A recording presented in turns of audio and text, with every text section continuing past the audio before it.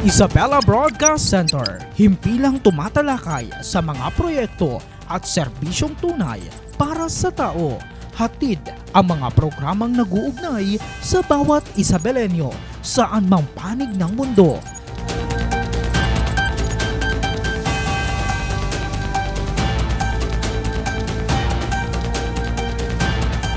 Delivering in-depth, trustworthy, and objective news. Dito ka, konektado! Isang magandang araw mga ka-Isabelenyo and welcome sa isa na namang pinakabagong edisyon ng ating hong programang naglalapit ng serbisyo at impormasyon. Ito ang Isabela Connect ka dito at syempre kasama nyo pa rin ang inyong lingkod, ang resident broadcaster ng Provincial Government of Isabela, Ezekiel Kilang. Uy mga kababayan ho natin, no, may plot twist. Ika nga ho nila ang ating buwan ng Hulyo kung naghahanap ka ho kasi ng trabaho o kaya naman ay nais mo hong simula ng iyong career growth ngayong taon, abay wag na ho kayong lumayo pa dahil sagot na ho kayo ng ating Provincial Government of Isabela. Sa pamumunayan of course ng ating masipag na gobernador at katuwang ho ang Public Employment Service Office o PESO, handog ho nila ang ating hong Job Fair 2026 para ho sa local at overseas employment. Kaya naman para ho ibigay ho sa atin ang lahat ng detalye, tips at mga kailangan ho nating malaman para ho sa malaking kaganapang hong ito, makakasama ho natin ngayong araw ang walang kapagurang peso manager ho natin ng ating home probinsya ng Isabela. Walang iba kundi si Ma'am Cecilia Claire or Ma'am Jeng Reyes. Ma'am Jeng, once again, welcome back ho sa Isabela Broadcast Center. Opo, thank you Sir Ezekiel. Magandang hapon po sa ating lahat. Salamat sa pag-imbita at ma-share po itong ating darating na job fair. Opo. Ma'am, no, I know marami ho yung mga kababayan ho natin na wala hong trabaho. And tamang-tama, no?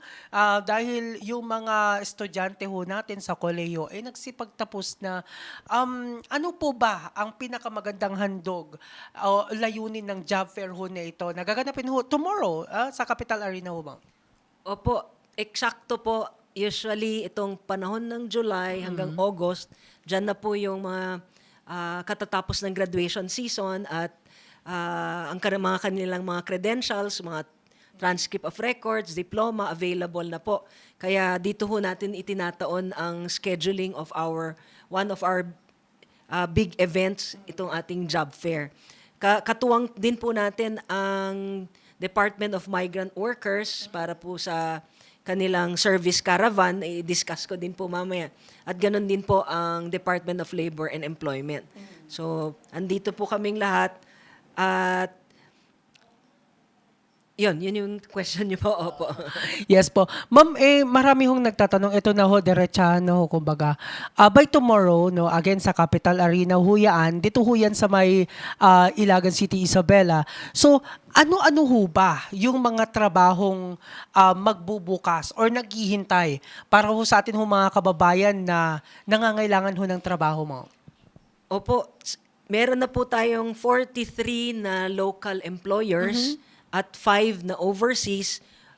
In total po, meron tayong 1,920 vacancies. Oo. So, ganun po karami. Sa local lang yun, ma'am? Or both na, ma'am? Both na po yun. At ano po ang inaasahan? Marami pong mga trabahong opening.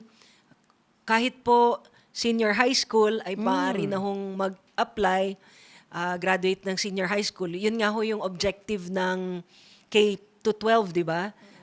Dapat employability nila. So, yes. Oh. At saka yung mga senior high school, meron silang mga NC2. So yun po, magagamit din po nila yun. Parang diploma na rin nila yun. Yes, ma'am. Oo.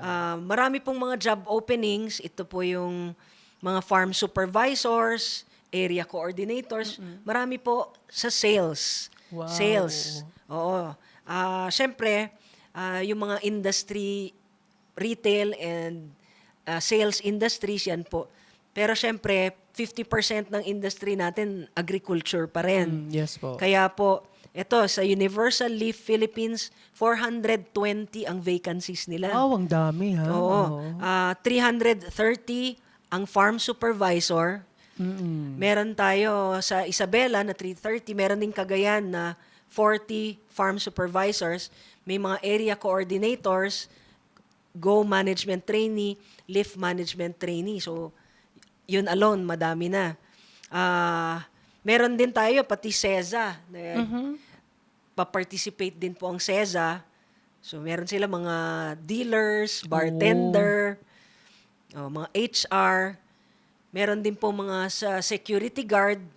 Kasi alam nyo po ba na number 1 na sa mga dami ng graduating students ngayon ay criminology Oh, students. yes po, ang dami, no? Oo, kaya ito po, andito ang Cougar Integrated Training Center. So, kailangan nila ng 200 na mga guards, lady and male guards. Marami-rami. Opo. Ganon din po ang ating call centers. Meron tayong Everrise at saka Alorica. So, kailangan nila ng mga sales, customer service. Ayan, customer service. Customer representative. Yung sa Everrise may healthcare and tech support. At isa rin sa mga industries natin dito ay ang renewable energy. Kaya nandito po ang Green Future Innovations at saka ang IBEC o Isabela Biomass Energy Corporation na ang hinahanap naman po nila ay mga technical, mechanical, training and development officer, diesel depot operator, farm assistant, truck operator, truck drivers, mga engineers po, kailangan po ng mga engineers. So, yun. Siyempre, nandito din ang Jollibee and McDo. So, ang marami. Sanford Marketing, kailangan po nila ng mga sa sales din po. At saka mga service crew. Oo. So, ayan po. Meron din tayong automotive industry. Gaya ng Honda Ace at saka Toyota. Pa-participate din sila. So, mga auto mechanic at saka sales ulit. Meron tayong hotel. So, ang Hotel Sofia po at saka ang Hotel Gonzales ay magpa-participate din po bukas. So, kailangan po ng mga chef, operations manager, HR, IT staff, engineering staff, room attendants, barista. Ayan po, mga kailangan. At marami pa pong iba. Oo. So, yan ho sa mga, yung na-enumerate ho ninyo, ma'am, yan ho ay for local employment. Opo. Oo. So, how about sa ano naman ho? Kasi nabanggit ho, no, na talagang one time, big time, sabi nga ho natin, ang job fair ho na ito. Kasi it's not just local, no? May overseas din. Para ho sa mga nangangarap po mag-abroad, o wag na ho kayong mabahala na tumingin sa social media, no, ng mga agencies ho kung saan ho kayo mag-a-apply dahil sila na ho ang lalapit. Ano ho ba yung mga available ho, ma'am, na work? Opo, tama po yun. Ito pong mga sasali bukas ay dumaan sa validation and permit ng Department of Migrant Workers. So, mas mainam po talaga para maiwasan natin yung mga illegal recruitment. Oo, yes, Kailangan ma'am, opo. dumadaan sa DMW. So, yung ating mga opening bukas ay for Saudi Arabia, cleaner, hairdresser, kitchen worker, office and facility cleaner, horticulture farmer, restaurant labor, hairdresser, nail technician. Sa Malaysia, housekeeping. Malaysia, factory worker. UAE, mechanical engineer, electrical engineer, site supervisor, air conditioning assistant. So mga NC2 po itong mga sa UAE. Yes At saka, sa Hungary naman, machine operators. Sa Saudi again, building cleaner, office facility cleaner, hairdresser, cleaning worker, makeup artist, nail specialist. Tapos meron po tayo sa UAE, welder, pipe fitter, aluminum fabricator. Sa Papua New Guinea, isang malaking hospital po. Anesthesia operation theater technician. Mga nurses, ophthalmologists, pathologists, pedia, radiologists, at medical field po lahat ito. Grabe, ang layo ng Papua New Guinea, ha? Oo, parang kailan lang yung kakilala ko bumisita doon, si Sir MK. Ilan lang daw ho ang mga Pinoy ho doon. So, grab this opportunity, ha, na pumunta. And mabibigat din ho pala yung mga trabaho sa abroad, ma'am, Jen, no? Opo, opo. Meron nga po, pati mga psychotherapist, mga Oh. ganyan. Hospital, Saudi. Oo, nako psychotherapy si Sir Paul, Golotera at si CJ. Oh, yung Oo, mga psycho. pati Hindi, biro ibang lang. psycho yun. Ibang psycho. Sa Saudi Arabia naman, sir, Oo. fast food preparation. Ayan. So, may fast food, facility cleaning worker. Marami po, marami. Oo. At saka kung ano man po bukas, magdala po ng multiple copies of your resume. Kasi the more entries, the more The more chances chances of winning. Yeah, I'm Opo. about to ask sana, ma'am, no? Ano ba mga particular yung mga dokumento na kailangang dalhin at kailangang makita ng mga employers ho natin, ma'am? Sa local muna ho tayo. Opo. Alam nyo po, ay dapat dalhin lang nila yung TOR nila. Transcript of record. Resume. Resume, di ba?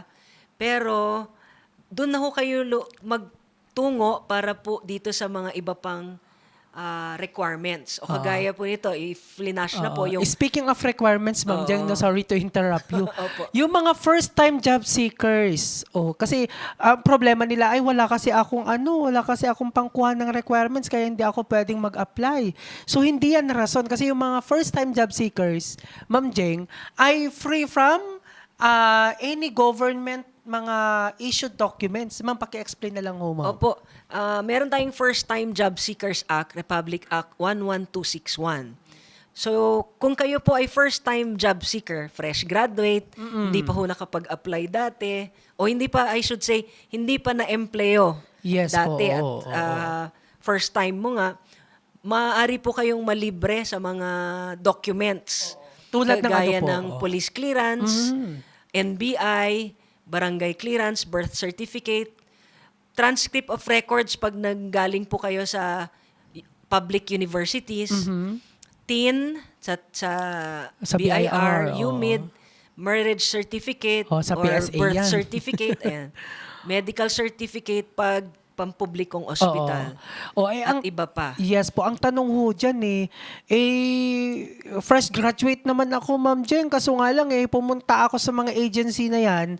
Aba, hindi ako, pinabswelto sa mga bayarin. Pinagbayad pa rin ako. So, ano kayang dahilan, no, Ma'am, kung bakit pinagbayad pa rin fresh graduate? First, job seeker ho siya. First time Opo. job seeker. Kasi pag flash mo ulit yun, nakalagay na kumuha ng requirement, barangay certification na Oo. manggagaling, nakalagay na ikaw ay first-time job seeker Oo. at ito ay duly certified by your Punong barangay captain. Oo. Punong barangay.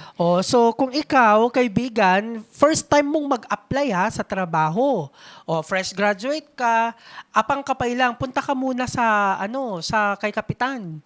Sabihin mo, dapat si kapitan aware din sa mga ganito, baka mamaya, ano yan? Sabihan mo na i-certify nyo ikaw na first-time job seeker para yun yung pasaporte mo na ipakita sa mga agencies na nabanggit para nang sa ganun kayo ho ay ma-accept sa mga bayarin. So, malinaw. Ma'am, diyan ano pa yung mga kinakailangan ho dalhin? Resume or curriculum vitae. Yung mga iba, biodata. Opo. So bukas po, Yes po. huwag nyo nang problemahin itong mga dokumento na ito. Kasi doon narating po ang SSS, PhilHealth, NBI, PNP, BIR, at kung ano-ano mga agencies pa po na nag-i-issue ng mga kailangang dokumentong ito Yes, ma'am. para sa pag-apply ng trabaho. Oo, grabe. Parang one-stop shop na siya, ma'am. One-stop shop No? na po. Government service caravan po. Oo. Opo. Naku, kung ako'y wala lang hong trabaho, pupunta ho ako dyan. Kasi Ma'am Jem, ang hirap hong mag-apply ho ng trabaho kung saan punta-puntahan mo pa yung mga places. Eto, isang isang biyahe na Opo. lang, no? Tama po, sir. Yun po talagang objective ng job fair. Yes po, Yung oo. pinagsama-sama na natin ang mga kumpanya para hindi ka na magkagastos na mamamasahe pa papunta sa iba't ibang mga employers. Tapos tamang-tama andito na yung ating mga government agencies para Opo. mag-issue ng mga kailangan po. Oh, may nag-comment, totoo po ba ma'am yung mga free na ano, yung mga job first time job seeker? Opo, no, totoo si JM Cortez. Totoo 'yan. Meron ho tayong mga partner national agencies na nandun nga ho sa Capital Arena to provide, no, to give you free, no, yung mga necessary mga documents, again, no, as long as ikaw ay first time job seeker. Ma'am, sa mga ano naman, sa mga foreign or sa overseas ho natin, ano yung mga usually kailangan ho ng mga employer na makita sa mga job seekers ho natin? Opo. So maliban po sa resume, Yes po. kailangan ng certificate of employment from their previous Oo. employer. Kung dati na siyang Kung nag-ano, dati ma'am. na siya para Oo. makita yung experience. Madalas po kasi pag nag-a-abroad, may naghahanap ng 2-year experience. 2 years sa experience. Oo. Oo. So kailangan po 'yun. Meron namang iba na walang experience pero kadalasan meron. And then kung ano po yung mga trainings nila pa o any credentials na magpapatunay na Yes po, skill oo. nila ito. Kung may mga certification from TESDA, TESDA, NC2, oo. oo, Buhayin yan po na yung ninyo mga kung- kailangan. Oh. Yung mga ano ha, yung mga hindi ho pinalad sa seasonal farm workers ho natin. O yung mga OFW ho natin na umuwi na wala na ho silang trabaho. Pumunta ho kayo bukas sa Capital Arena. Ha. Dala ho ninyo mga pasaporte and everything. Para ipa-assess no sa mga employer overseas kung baka pwede ho kayo. Ma'am, ang dami hong mga ano, bakit ganun na lang kadami yung mga employers na nakikipag-tie-up po no, sa tanggapan ho ninyo, ma'am? Sa inyong assessment po? Sa assessment ko po, kasi ang dami po talagang, yun nga, di ba? Bakit ang daming job openings parate? yes. Tapos, bakit minsan yung hiring hindi naman. So, meron din po kasing minsan nagiging hinahire tapos maya-maya aalis na. Oo. So, yung tiyaga din po nung job seeker. Yes. Oo. Yun nga, yung kanina ho, nabanggit ko po sa inyo yung behavioral skill niya o yung attitude niya. Meron po akong nakilala na sabi niya, sana 99% na lang ang attitude at 1% na lang ang skill. Skills. Kasi yung skill na tuturo. Kung Oo. waiter ka, pwede kitang turuan. Yes. Pwede kitang i-train. Pero yung attitude, mahirap. Kasi yung Oo. attitude behavior po yan. So, mula po yan ng pagkabata. Oo. Yes po. Pero kayo ma'am bilang ano lang matanong ko since we're talking about itong mga ganito. Kasi base ho sa study no, paumanhin ho sa mga Gen Z ho na tulad ko. Feeling Gen Z lang. Kasi sabi ho nila, ang Gen Z ho daw sila ho yung madalas ho na ano na hindi naman madalas no. Sila ho yung parang hindi nakakapagtagal ho sa trabaho. So I believe na meron ho kayong career orientation na very active ho ang PSO ng Isabela. So, paano ho natin ina-address yung mga ganito, ma'am? Kasi base ho yan sa feedback usually ng mga employers ho natin. Opo, meron pong study na pag Gen Z, kasi dumaan din sila sa pandemic, di ba? Yes, so, yes po, oo. minsan yung mental health nila, very important yan sa kanila. Ayaw nila nang nasa stress sila, ayaw Oo. nila nung... Tapos meron din yung isang study din na yung mga Gen X, nasubukan daw nila kasi yung hirap ng pag-alaga ng mga baby boomers. Kasi yung baby boomers, galing yan sa Second World War. So, ang hirap ng buhay nila. So, tipid, ganyan. Tapos, masyadong stricto. So, yung mga Gen X, yun na yung generation ko, naramdaman namin yon kung paano naging stricto yung mga baby boomers sa amin. So, ngayon, yung mga anak na namin, na Gen Z, masyado naman namin kinakalinga. Oo. Meron Sobrang, tayong oo. gentle parenting, di ba? Na minsan, kailangan din sana na yung grit at saka self-confidence, Oo. kailangan na ituturo din sa kanila na hindi lahat ay pwedeng silver platter. Kaya nga ang sabi po nila, dapat pag may problema, yung toddler, Opo. don't don't always come to his rescue. Kailangan matutunan niya ano ba yung adversary quotient. Yes Pag po. may mga problema, problem-solving skills, siya mismo gagawa nun, hindi yung aasa niya sa magulang niya o paano na ako pag may problema akong ganito. Yes, oo. So, yun yung minsan nagiging issue ng Gen Z. Mabilis silang mainip. Kasi nga, world of internet din. Di, Yes ang po, bilis oo. ma-distract. Tapos nakukumpara nila yung sarili nila sa mga nakikita nila. Oo. Pero hindi yun ang real world. Kasi Yes po. hindi yung kung ano yung nasa social media. That's not the real world. Oo. Pero isa ho yan sa challenge so ngayon no, kung paano ho natin mababago, matutuwid kumbaga no, yung hindi naman lahat ng Gen Z, yung ilang Gen Z na ganun nga ho no, siya napalaki. So nagkakaroon ho ng bad result no when it comes sa kanya hong career ano na no sa kanyang career. So ano po yung mga intervention na ginagawa ho ng PESO ho just in case ma'am? Opo, meron po kaming program na tinatawag na CDSP o Career Development Support Program. Pupunta po kami sa mga grade 10 students. Meron din po kaming labor employment for graduating students. So umiikot po kami ng mga schools at dinidiscuss po namin yung labor market information Yes, opo. o yung mga emerging industries o mga job, in-demand jobs. Kasama po dito ang pagturo sa kanila, pag-share sa kanila, ano ba yung mga behavioral skills. Kasi all things being equal, kung lahat kayo college graduate, lahat kayo cum laude, pero yung behavioral skill mo. Oo, yun yung ano. So, no? discuss namin, ito po yung willingness to learn. Oo. So, ang willingness to learn, trainability, hindi ho na tatapos yan sa school. Kahit po ako na peso manager na, parati po akong nag-aaral kasi ina-update po parati itong ating mga information. So, willingness to learn, initiative o yung pagkukusa. Yes, oo. Oo. Di ba pag tinanong ka ng nanay mo, naghugas ka ba ng pinggan? Anong sagot mo? Ay, hindi. Kayo na lang. Ang sagot mo, wait lang. Wait lang. Bakit ako ba ang maghuhugas? Sa pagdating, kasi training nga yan. Opo. Initiative yan. Di ka naman paghuhugasin ng boss mo sa Oo. employment. Pero ibig sabihin, training mo yan. Oo, Na kusa mo magkaroon na. ka ng pagkukusa.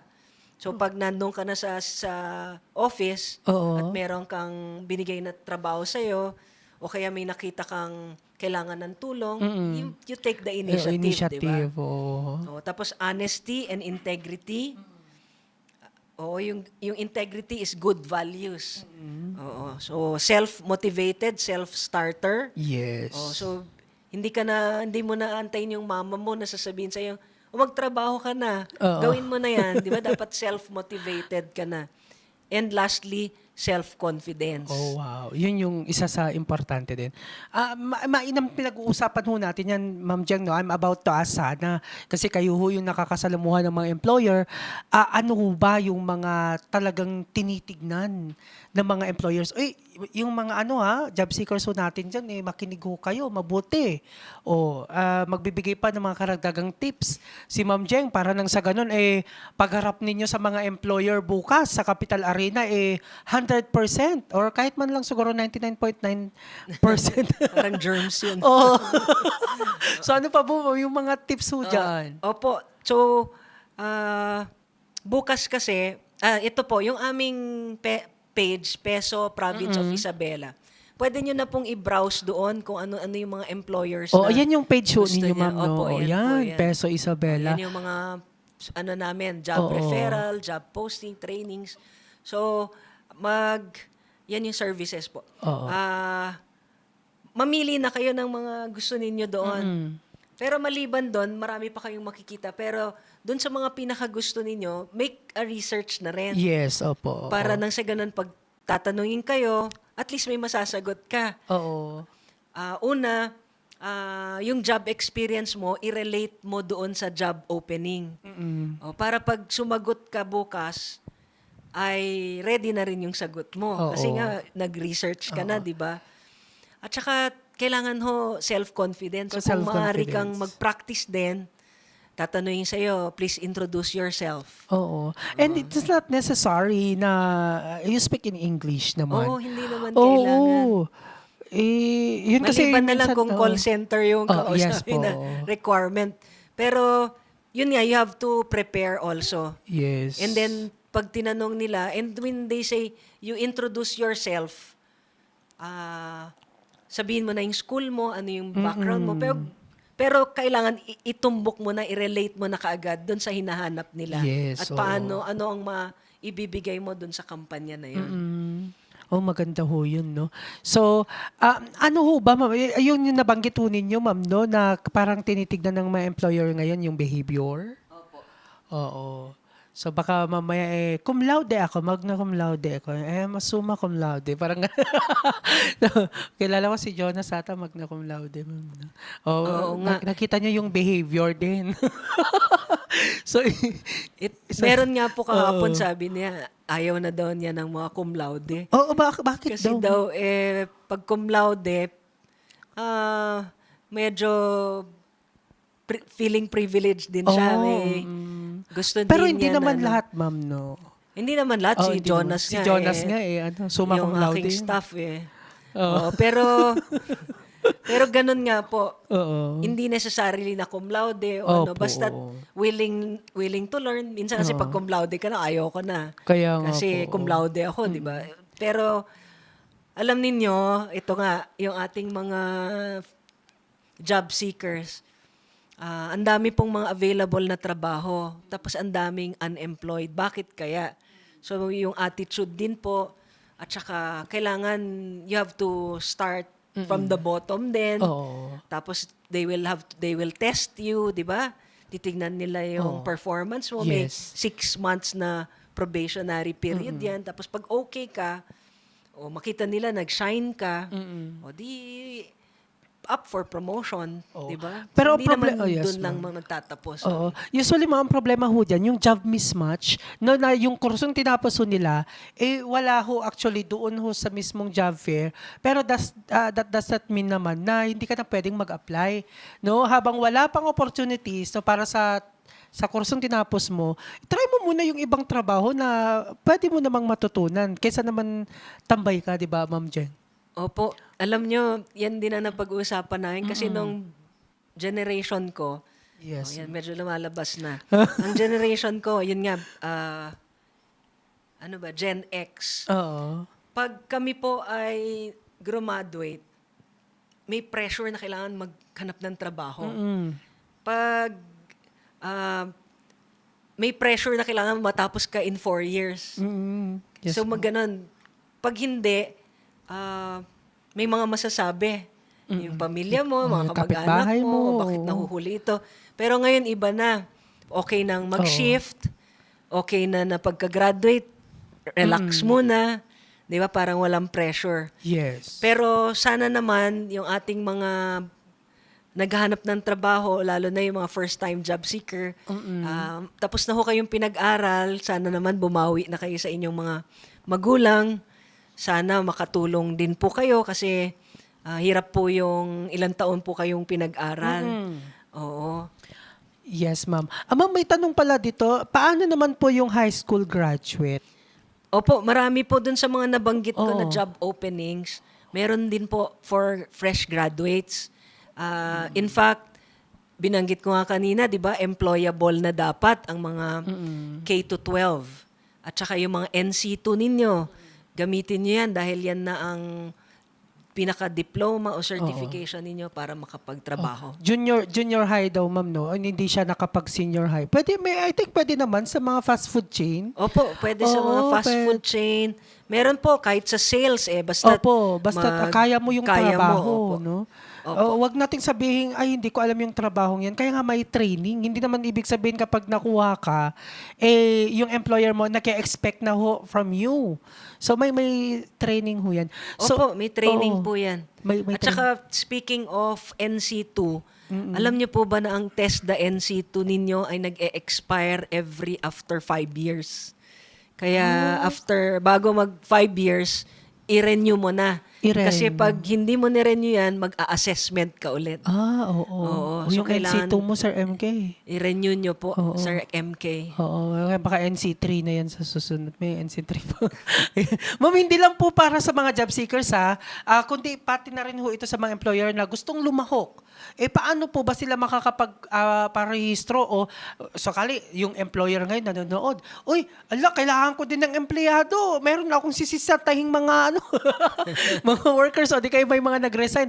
Paano ba ako makaka-join? Pwede pa daw humabol, ma'am, mga employer? Opo, magpunta lamang po sa aming Facebook page, PESO Province of Isabela, nandoon po ang mga requirements. Yun nga, kailangan ng mayor's permit. Kasi para legit siya, di ba? Yes, Legitimate opo. siya. Tapos kailangan po nung mga job orders, job poster para ma-flash namin kaagad. Opo. Oo. So, yun lang yung kailangan para sa mga employer, O ma'am. para sa local po. Sa local. Yung overseas po kasi dadaan po ng DMW pa yan. How about, di ba may online na rin, ma'am? May initial registration na rin kayo para sa mga job seekers. So, saan ho sila pwedeng pumunta ho, ma'am? Opo, pag nandun kayo sa Facebook page namin, gusto nyo Yan. mag-register, Pakita natin ulit yung Facebook page. mag-register po kayo. Kasi may online registration para hindi na ho kayo mag-fill out ng Oo. forms. Mas mapapabilis po pag kayo po ay nag-pre-registered. Although, okay lang naman po na mag-walk-in. Mag-fill out na lang po kayo ng form pag Opo. nag-walk-in po kayo. Oo. Ma'am, matanong ko lang, ma'am, sa inyo pong initial talks or interaction ho sa mga employers ho natin, malamang mga ilan ho kayong mga aasahang ma-hire on the spot? Given itong mga ma'am ha, itong mga positions ho na nailatag ko kanina. Opo, meron kaming challenge na at least 10% sana. 10%. Oo, pero we're hoping na mas mataas. Oo. At saka meron naman pong din na mga hindi nag-hire on the spot Opo. kasi meron pa pong background investigation. Minsan kailangan ng mga medical pa. Yes, opo. Pero bibigyan naman sila ng 2 weeks pa para ma-secure lahat ng documents. Oo. Yes At saka pagkatapos po nitong job fair, tuloy-tuloy naman po yan. Tutulong pa rin po kami sa inyo para makahanap po kayo ng trabaho. Oo. So, anong oras ulit, ma'am, para sa mga late tuners ho natin? Anong oras magbubukas yung job fair ho natin bukas dyan ho sa may Capital Arena po? Opo, alas 8, punto. Pasok na po, start na po tayo. May konting program lamang. Ang ating pong bisita, si Vice Gov Kiko D, si Vice Gov po, darating po siya para i-open ang ating job fair. Alas 8 ho din hanggang anong oras? Hanggang 3 o'clock po. Alas 10. Hindi na nag-e-extend yan, ma'am. Opo, pwede Hanggang naman, alas- pwede Depende mag-extend. sa dami ng Minsan kasi yung mga employers din po, dapat mahabol din nila. Oo. Darating din po, sir, ang TESDA. Oo, yes. Mag-offer po sila ng mga scholarships. Wow. Uy, ang dami pala ha. Ayoko nang i-wish na wala akong trabaho para maka-join. Pero kung may kakilala ho kayo yung mga nanonood ho sa mga oras ho na ito na wala pa hong trabaho or kaka-graduate, please encourage them na makilahok sa job fair. Bukas ho yan, alas 8 hanggang alas 3 ng hapon sa The Capital Arena. Ang Capital Arena ho ng Ilagan City is beside Centro Mall, formerly North Star Mall. Tabi lang ho niya yan. Okay? Kung kayo patungo ho ng Northern, it's left side. Kapag patungo kayo ng Southern, right side. Kung hindi pa po ninyo alam, i-google mo na or please visit yung Peso Isabela page. Ayan, please do follow and like of course sa Peso Isabela kasi napaka-aktibo ho ng Peso Isabela ho natin. In giving ho yung mga instructions or informations about to sa mga job fair ho nito. Ma'am Jeng, maraming salamat sa inyo hong time bilang atin hong eksperto ho pagdating ho sa employment. Ano po yung inyong may papayo sa mga aplikante ho natin, lalo na yung mga bagong graduate o gustong lumipat ho ng trabaho upang lumaki ang chance ho nilang matanggap o ma-hire on the spot sa araw ho bukas. Thank you, Ezekiel. So tomorrow, mag-ready po kayo, magbihis, business attire, gumayak naman din po. mag-almusal para hindi na lalamya, o di ba? Maligo para mabango at saka komportable. Magdalin na yung mga inyong documents, mag-practice din kayo paano nyo sasabihin, paano nyo i-describe o ibenta ang inyong sarili. Doon po sa ating resume, lalo na pag first-time job seeker ka, ano nga naman ang experience na babanggitin mo, di ba? Yes. So, pwede po ninyong sabihin na kung meron kayong experience sa mga organizations o kaya community activities, ako po ay sakristan sa aming simbahan. So, yun na yung honesty, integrity, Yes, opo. marunong mag-follow ng instructions, yung behavior mo, di ba? So, pwede mong ilagay doon. Kung may sari-sari store ka naman, yun ang ilagay mo.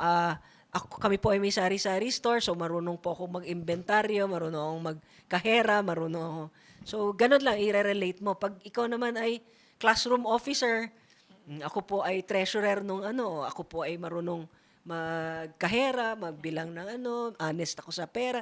So, ganun lang, i-relate po yung inyong experiences, ilagay po sa Yung resume. mga OJT ninyo, gano'n. O, yung OJT ninyo, trainings ninyo, seminars ninyo.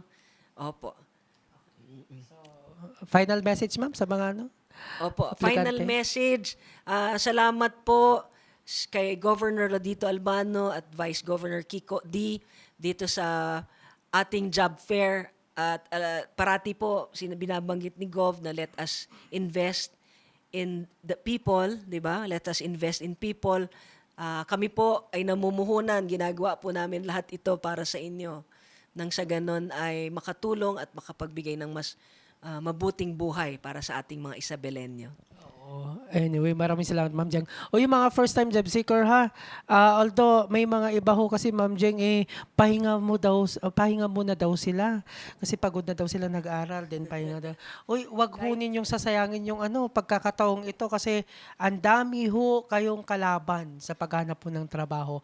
Hanggat merong pa-job fair, ang Peso Isabela, ang ating pamalang palalawigan ng Isabela, kunin ho ninyong pagkakataon ho ito. Lalo na't sa panahon ho ngayon, napakamahal na ho ang ngayon pamasahe o gasolina. So ito na ho yung one-stop shop kumbaga, 'di ba, Ma'am Jeng? Pwede ho kayong mas makatipid pa ho kayo. Mas makakarami pa ho kayo ng pwedeng pag-applyan. And don't forget mag-print ho kayo ng marami ho mga resume. And kung pwede, application letter, nasa sa inyo na ho yung diskarte. Again, maraming salamat Ma'am Jeng sa inyong pagbisita dito ho sa Isabela Connect dito sa Isabela Broadcast Center. Napakalaking tulong po na mga impormasyong inyong ibinahagi para ho sa ating mga kababayan na nandanais magtrabaho at mapaunlad ho ang kanilang kabuhayan din ho naman. Again, mga ka-Isabelenyo ho, tandaan ho natin tomorrow, July 30, 2026, simula ho alas 8 ho ng umaga hanggang alas 3 ho ng hapon, magkita-kita ho tayo sa Capital Arena, Alibago, City of Ilagan, Isabela, para ho sa Job Fair 2026. At huwag din hong kalimutan na ihanda ang inyong mga updated resume, photocopy ho ng diploma at iba pang mga kinakailangang dokumento. At para ho sa iba pang mga updates, huwag kalimutan na i-like at i-follow again ang official Facebook page ng Peso ho natin, ng Peso Province of Isabela. I-flash natin para nang sa ganun ma-update ho kayo. Ayan, Peso Province of Isabela. Para ho sa mga susunod pa ho mga anunsyo, kaugnay ho sa job fair ho at sa mga hinaharap pa. Again, maraming salamat din sa mga viewers ho natin na tumutok ngayong hapon. Huwag din hong kalimutan na i-like at i-follow din ang ating Facebook page, Isabela PIO, at mag-subscribe sa ating YouTube channel para ho sa iba pang mga updates. Sa ngalan ho ni Governor Rodito Albano at Vice Governor Kiko D at ng buong pamalang palalawigan, muli ako po ang inyong lingkod, ang resident broadcaster ng Provincial Government of Isabela, Ezekiel Kilang, na nagsasabing manatiling connect sa pagunlad, manatiling connect sa bayan, at manatiling connect sa isa't isa. Ito ang Isabela Connect dito. Maraming salamat po. Thank you.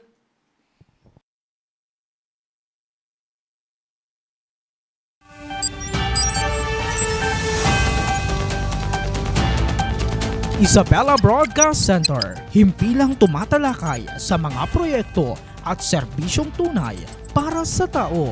Hatid ang mga programang nag-uugnay sa bawat Isabelenyo saan mang panig ng mundo.